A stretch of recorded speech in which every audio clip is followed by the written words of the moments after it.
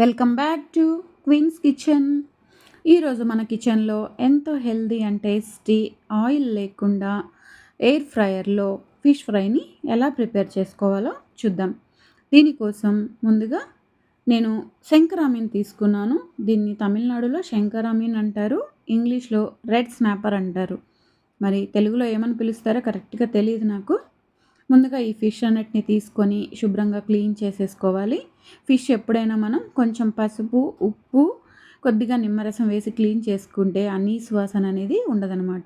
ఇలా శుభ్రంగా క్లీన్ చేసేసుకున్నాక చిన్న చిన్న ఘాట్లు పెట్టుకోవాలి. ఇలా ఘాట్లు పెట్టుకోవడం వలన మనకి మసాలా ఫిష్ లోపలికి అంతా కూడా వెళ్ళి ఫిష్ అనేది చాలా టేస్టీగా ఉంటుందన్నమాట.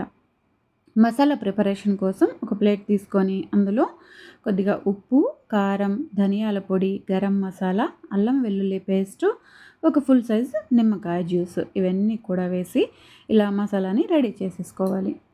మసాలా రెడీ చేసుకున్న తర్వాత మనం ముందుగానే కట్ చేసి ఉంచుకున్న ఫిషెస్కి అన్నిటికీ బాగా ఈ మసాలానంతా అంటించి మ్యారినేట్ చేసేసుకొని ఒక 1 అవర్ వరకు ఫ్రిడ్జ్లో పెట్టేసుకున్న తర్వాతే మనం దీన్ని ఫ్రై చేసుకోవాలన్నమాట. ఈరోజు నేను ఈ ఫిష్ ఫ్రైని ఎయిర్ ఫ్రైయర్లో ఫ్రై చేయబోతున్నాను. ఆయిల్ లేకుండా, ఆయిల్లో వేయట్లేదు. ఎయిర్ ఫ్రైయర్లో మనం ఇలా ఫిష్ ఫ్రై చేసేసుకుంటే మనకి ఆయిల్ తక్కువగా మనం బాడీలోకి వెళ్తుంది కాబట్టి డైట్ చేసే వాళ్ళకి వెయిట్ లాస్ అవ్వడానికి చాలా చాలా బాగా యూజ్ అవుతుందన్నమాట.